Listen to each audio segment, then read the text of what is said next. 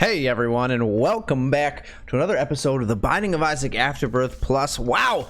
Coming off that crazy keeper run, we managed to knock out so much, and I feel like I'm almost disappointing people who are looking forward to the grind between that amazing Lost run when we unlocked the Lost and that amazing keeper run that we just had. We've knocked out like half of the hardest achievements in this game, and I feel great about it. I want a little break, and I considered maybe doing, like, trying to knock out our last Azazel, Mega Satan, but I'm actually going to take a step away from regular runs and greedier for a second and do a challenge.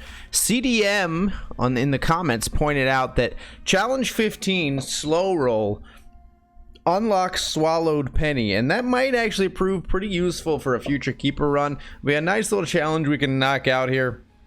Slow Roll is a nice, easy breezy, beautiful cover girl type of challenge. We can just enjoy it together. C9, A6, L9, G4 is the seed.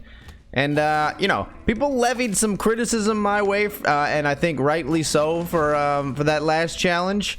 You know, it was, oh my god. Well, you know, I wanted my triangle to be red, okay? That's what that was. We can't actually improve our damage here, so that was literally just a speed down. You know, I tried to get the disclaimer out there early, you know, brain no work on this video, like in the last video.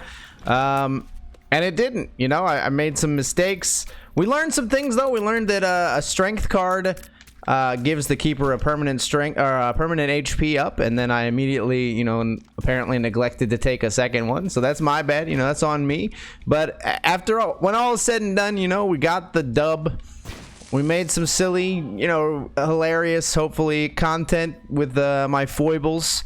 You know, and you can't know for sure. We did I didn't get the key pieces because I didn't drop Filigree Feather, but it's extremely possible, you know, it's 50% chance that if we did get the key pieces and killed Stan, there's a 50% chance that we would not have gotten, you know, 50% chance that we would as well, but there's 50% chance that we would not have gotten the Path of the Void, and so we might not have gotten the Delirium kill in that case. I'm gonna choose to see it that way because it makes me feel better about myself, and at the end of the day, that's what people do, right? You try to see the best version of yourself, even to extremes, you know, even people who cheat on their spouses, even freaking, I mean, if you want to go real dark with this conversation, even murderers, they like to rationalize their actions. They paint it as they didn't have another choice, they were the victim, etc., etc.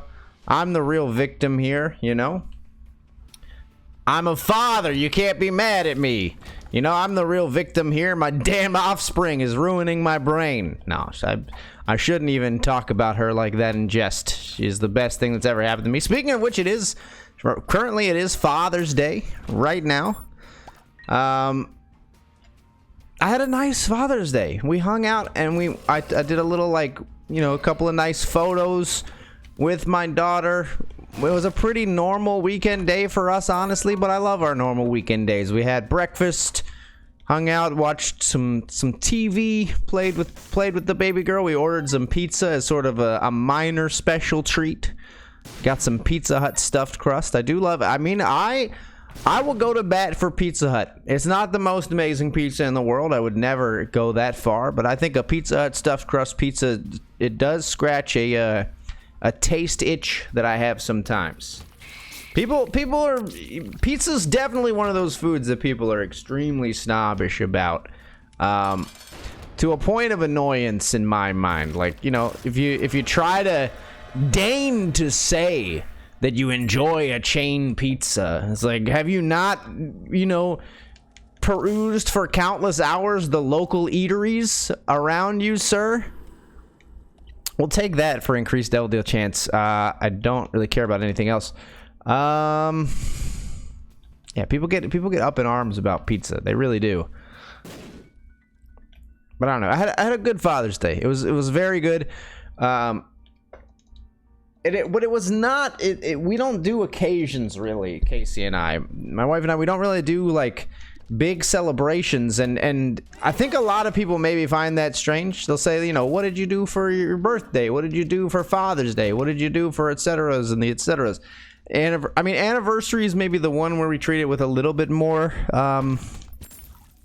gravitas, I guess.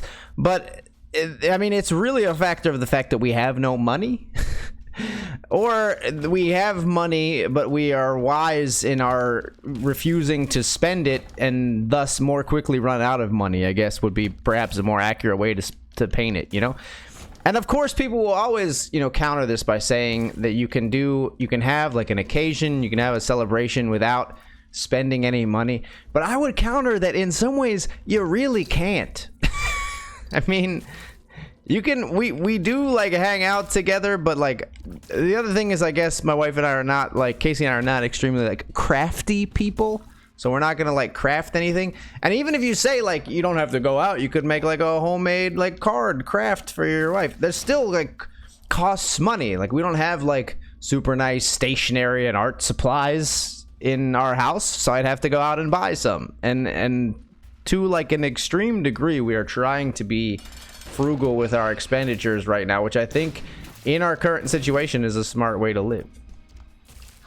And moreover, the two of us, and I'm like defending myself against an invisible antagonist right now, but moreover, I mean, I guess we should like take both of these because there's pretty much no downside, but I don't think they do anything for us. Just change our HP composition. That's about it. We did get the pony though. That's kind of nice.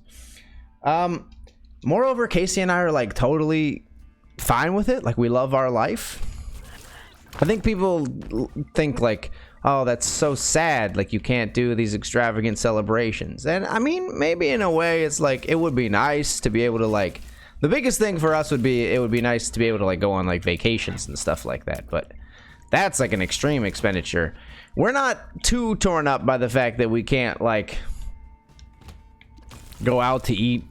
Like I'm very fortunate in that Casey and I line up on most things. As I mentioned, maybe the one thing we don't line up on is our desires at amusement parks, which is not, and it's not a huge deal, honestly. But we line up specifically, in this case, I'm talking about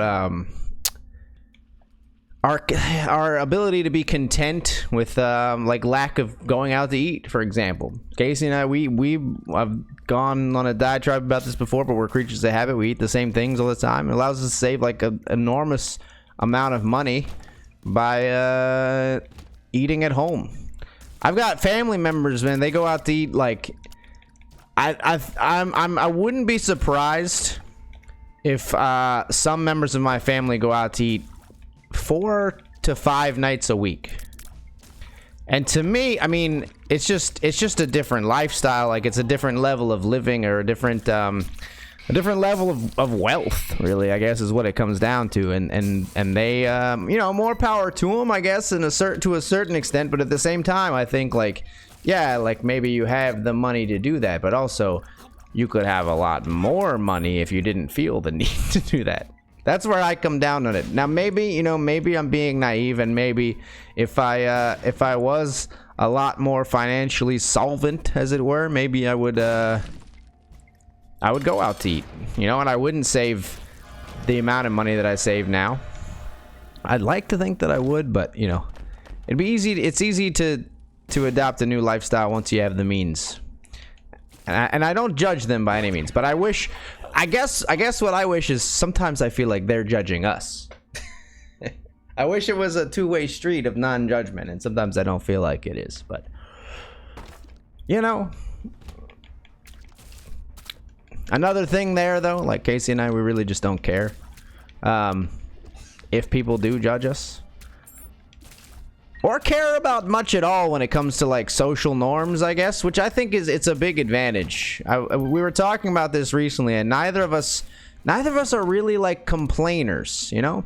If I go out to eat and I have an experience that's bad service, I might, and I gotta emphasize might because I probably won't. I might go as far as to give like a bad Yelp review, you know? I might like blast them a little bit on Yelp and say like I had a bad experience or something like that. Or if it's very, very bad, I might talk to the manager or something, or request like a discount off the bill if something actually like went wrong, or they promised something, or food was like not, you know, not made correctly. And I gotta, as a person who's worked in the service industry, I must differentiate here. When I say not made correctly, does not mean I just didn't like it. It means it actually was like literally cold, or it was you know, not what I ordered, to an extreme degree. Although a lot of times if it's not what I ordered, I might just accept it anyway and be like, yeah, I could eat this. It's not a big deal. I'm very flexible in that regard. But I will tell you what I will not do. What I definitely will not do is talk my family members or friends' ear off about how bad my experience was. I just am not. I strive to not be, at least, a complainer. Now, there are some things that I'll complain about. Sometimes on the YouTube channel I'll complain, but I hope that it's clear that, you know, that's a little bit more for like entertainment purposes. It's sort of a caricature of who I really am, and of who I am and not who I really am, I guess. But you know, I mean, everybody gets into complaining once in a while. You know, I complain about my job sometimes, and I think that's normal and maybe even healthy to be able to vent to your coworker about work. But even then, I just don't, you know, I've always been a pretty patient person, and I've always been someone who can sort of just let stress roll off of him, unless it's stress to the actual extreme. And I've been in some situations. I was in a job that gave me stress to the extreme. It takes a lot for me, but it was a job that was so stressful that it actually forced me to take stress home with me after work. And I'm so glad that I'm not in that situation anymore. But I don't know. I just think, as much as I've gone on record recently saying I think there is such a thing as like toxic positivity, I think, you know, everyone should also seek not to be a complainer. There's like, you know, there's not really a way to differentiate these in like the English language, I suppose. But I think it's really good to be realistic and maybe even like cynical sometimes about the world and about like your chances of success at things. Like, I think there's too much positivity in that place in the world, but I think there's maybe too much negativity in the complaining place of the world, you know? Like, so what, you had a bad meal at a restaurant, don't go to the restaurant again and shut up about it. Like, that's where I come down, essentially. I actually knew some people in college who did this experiment where they I remember this pretty clearly because I thought it was fascinating, and I thought, you know, maybe I'll do that someday, and I still haven't. But the experiment was, you were supposed to wear, and we're gonna wrap this up right here basically, but you were supposed to wear a bracelet, right? And as you're wearing this bracelet, as you go about your daily life, anytime you feel the need to complain about literally anything, you just shift the bracelet from one wrist to the other. And it sounds, I mean, it sounds weird, you know, it's a little weird, and I can give you that one. But and we don't need to do boss rush here.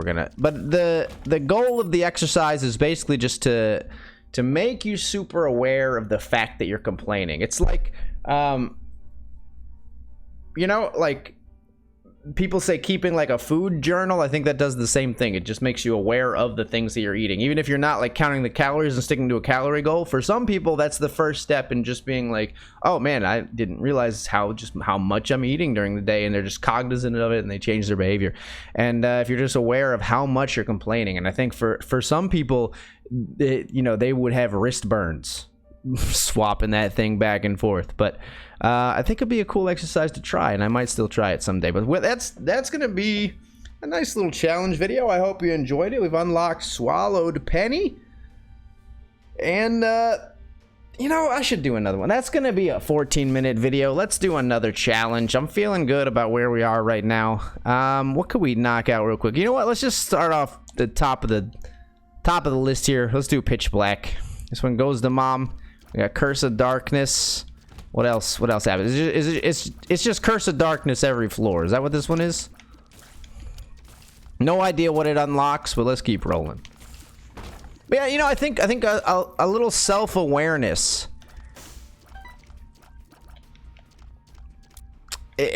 it's easy for me to be biased about self-awareness because I think I'm pretty self-aware. But I think self-awareness is an extremely valuable trait that just so many people lack in one way or another. And I'm sure there are some ways in which I lack self-awareness, you know? There are certainly ways in which I'm a hypocrite. And I'll be the first to fess up to them. I'm an interrupter. I'm a talk-overer. In my family, I grew up in a family full of very loud, very boisterous people. And, you know, we're selfish conversationalists. And I don't mean this is not... I don't intend for this video to be a video of me just putting my family on blast. Because occasionally I think my mom has watched these videos and stuff like that. But we are selfish conversationalists. And I think they would mostly fess up to that as well. You know, I don't want that. Nah. So we talk over, we interrupt. And I'll take an X-ray vision. It took me a long time in life, first of all, to even realize that that was not a thing that everyone did.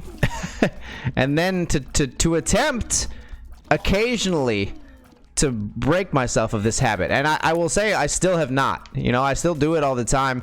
And the most frustrating part for others, I think, is that I'm an interrupter. I'm a talk over, but I get mad when other people talk over me. So that's where the hypocrisy comes in. That's where the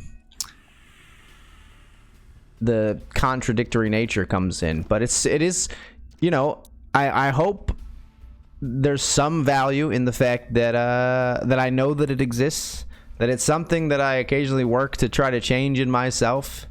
But I'm a work in progress, you know, and so I want to be a person who, and this is something I've been thinking about just in terms of like, you know, I'm not a public face, you know, but I have a public face in YouTube and Twitch, and I try to present myself. You know, there's this temptation, of course, to present your life as amazing as an entertainer, and I don't know, I don't want to do that, you know, I don't want to present myself as just the most beautiful human being with the most wonderful life that has ever lived, because that's not real life. And I want to present real life to people, because I think part of the problem with the world is the fact that everyone presents their best life. At the same time, you know, I don't want to be negative and bring people down, but like, what if I post sometimes that being a dad sucks? Like, what if I have a bad day as a dad and I'm like, man, Eden was terrible today, you know? Inevitably, people are going to come back and be like, oh, you're the most amazing dad. Don't worry, you'll get through this. But I think some people would be put off by it. I don't know. It'd be an interesting thing to try to do tastefully, I think. I love when people try to, like, when people post on social media and post things that are not, you know, glamorous. You've got pictures that aren't airbrushed and things like that, showing off wrinkles and, you know, marks on your skin, blemishes, stuff like that, unashamedly. I love that stuff. Comedian Ricky Gervais, he's got a series of photos in which he takes like the ugliest selfie ever of him just sitting in a bathtub. What if you tried to do the emotional equivalent of that? You know, what if you did like just you know, day 15. Here's what sucks about being a dad. And of course, like, you know, I'm gonna post the amazing stuff as well, but I think, wow, I think when you only post the amazing stuff, you paint a disingenuous picture of what it's like, you know? That's why when people ask me about how to do things, I always try to build it up as terrible. It sounds stupid, but like, I think, you know, I've got people, viewers come into my channel sometimes because I've hit this, you know, middling tier for a long time now of content creator on YouTube and Twitch, and they come into the channel and they say like, how do I get viewers, or how do I become a streamer, or how did you do it? Like, give me tips. What's your number one tip to someone starting out? And a lot of times you know, I feel like people tune out this advice. But the thing I will say to them is like, here's the thing. It sucks. It's a grind. Like, it will suck for months. You will be talking to no one. You will have no viewers. You will have no support. You will grind out hundreds of videos with single-digit views, you know? But eventually, if you really want to do it, and if you really practice it well, which I think is important, because I had a coach who used to say, you know, people say practice makes perfect. He used to say perfect practice makes perfect, meaning that, like, you can't just, like, throw stuff at the wall. You gotta, like, learn and figure out the best ways to do things. But regardless, you know, because I see other creators get the same question, and they say, like, you know, if you just believe in yourself, you can make anything happen. And maybe I'm overanalyzing, you know, maybe that's the same side, like the other side of the same coin. Like, maybe they think that believing in yourself means working hard, means like having such drive to get through the grind. But I don't know. My thing is, I think these positive creators sometimes paint it as like it'll just happen for you. You know, they're like buying into like the philosophy of like the book The Secret, where it's like, you know, make a vision board and you'll have 1 million subs on YouTube by the end of the year. You know, like that's not how it works. And if you build people up to believe that's how it works, especially, let me add, because some of these creators are like, they were springboarded by some other huge creator, you know, like they, like, there was I talked about this one recently, I think on stream. Yeah, Holy Mando's good. There was a streamer who posted on Reddit, like on the subreddit r/Twitch, and he was like, here's my top 10 advice on how to become a great streamer, yada yada yada. And to be fair, he actually had some like decent advice in there of like things to do. But then people were like, and he was like, you know, promote your networking, blah blah blah. But then people were like, so what's your story? How did you get so many viewers, blah blah? And he was like, well, you know, I did this and this, and then and also I was hosted by Ninja.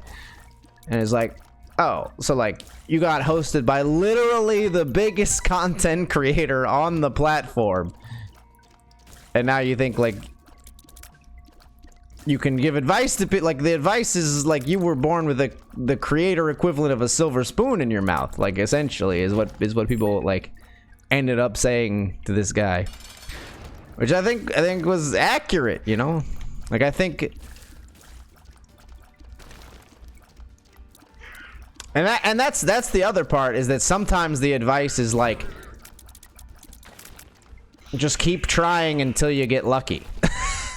Which like is not helpful, but it's real life, like especially in a creative pursuit. No, I needed to get in there with the attack fly, but it doesn't matter. I mean, we're gonna finish this run. We still landed the lucky deal with the devil anyway, and I will take I will just take this. I think I want the damage more than anything. Yeah, I mean, like in any creative pursuit, particularly, can you let me see my HP, please? In any creative pursuit, particularly, there's always an element of luck, you know? Maybe there's somebody out there, maybe I'm crazy, you know? Maybe there's somebody out there that's cracked the code of making like a viral video and is just blasting it out, telling everyone how to do it, and no one's listening. But I don't think so, because everyone would do it. But I don't know. You know, it's there's a lot of vapid positivity in social spheres these days. I think that's the way I would phrase it, and that's what I'm trying to get at. And I want to try to be a force that combats it, but you know, it's probably too big a job for one person. And maybe if I try to do that, I try to, you know, post the, you know, video of like, here's me telling you why it sucks to be a dad today, it doesn't get shared, and that's the thing, right? Like it's a positivity echo chamber where people aren't gonna be retweeting 10,000 times my video complaining about being a dad. You know, they're gonna be retweeting the adorable video of the little boy with a lisp ordering ice cream. You know, like, and that's you know, I love those types of videos. I love that stuff. I watched a video yesterday where a kid gets a baggy shirt stuffed with golf balls, and he falls over, and all the golf balls come spilling out, and he stands up, and he's got the biggest stupid grin on his face, like it's the best thing that ever happened to him. And I was like, oh my god, I love children. And that's the stuff that gets shared, and you know, rightfully so. But at the same time, if that's all you ever see, you start to think that's all that parenting is. You start to be disappointed when that's not all that parenting is in your life. You start to think you're doing something wrong, and that's where, you know, the self-doubt and the depression and the anxiety all kick in. And so I don't, you know, it's just something that I want to talk about. I don't know that I have a solution, but I think especially in creative pursuits, when I'm talking about being a creator, I always try to paint it with a grain of salt, and I always try to say, like, you know, there's a little bit of luck involved. It's a heck of a grind. Just my biggest advice is my number one advice to people is to start, because a lot of times when new viewers are coming into a channel and they're saying, like, how do I get started doing this? It doesn't matter. Just start. Like, that's the thing, you know.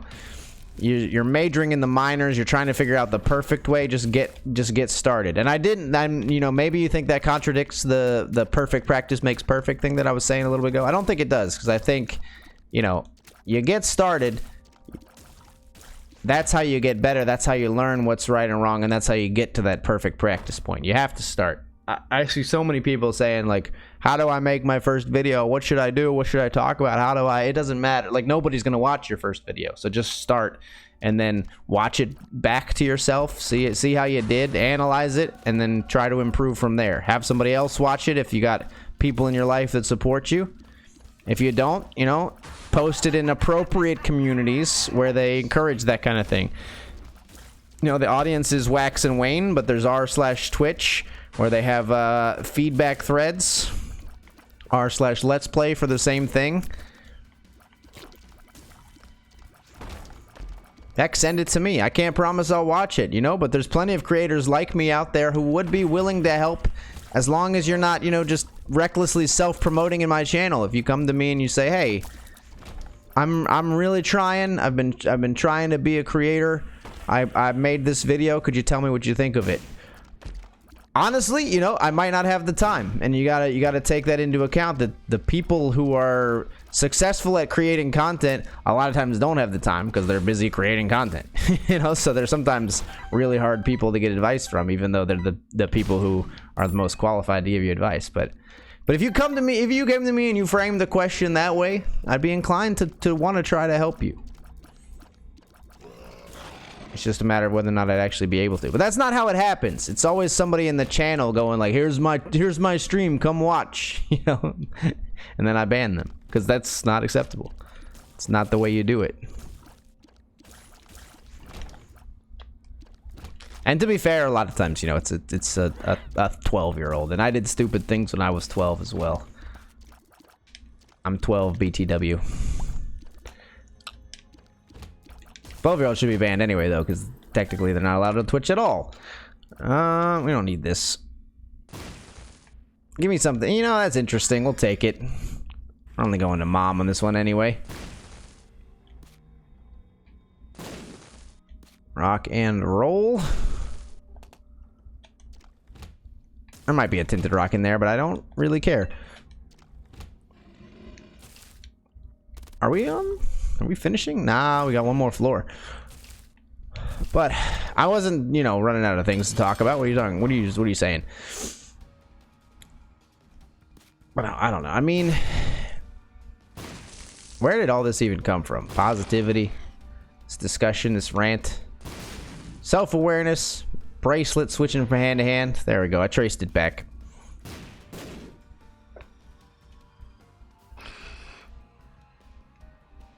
I don't know. Like I said, it's a job too big for one person, and I think I sort of like talked myself out of posting like realistically negative views of my life because I don't think it would work. Because like I said, I don't think those things would be shared and reshared.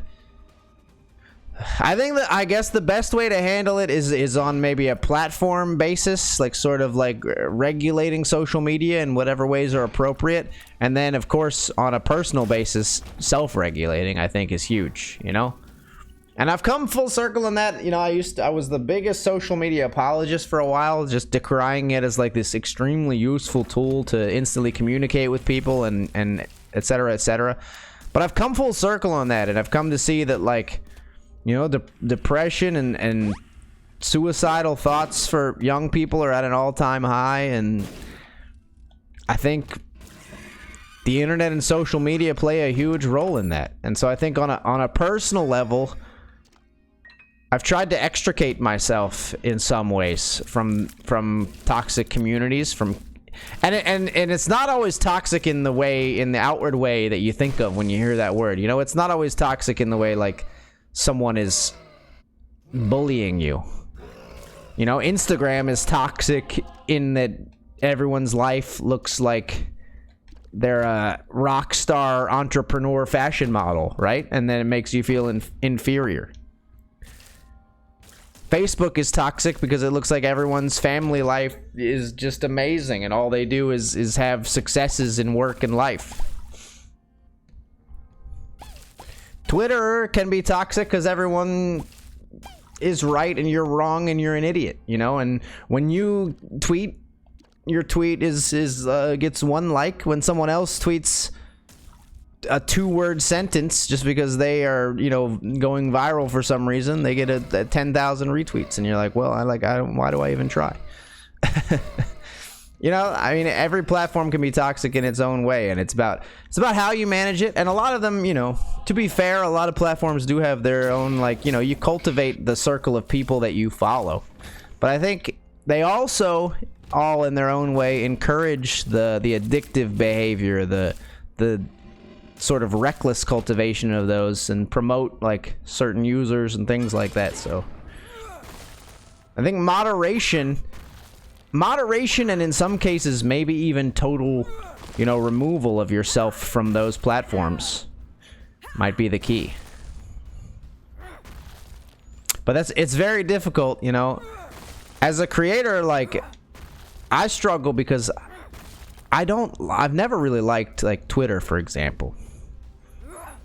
But it's, you know, all the creators that are larger than me, I feel like pretty much all of them to some extent use Twitter more than me and more successfully than me. And so I look at that and I think, I guess I need to be using Twitter.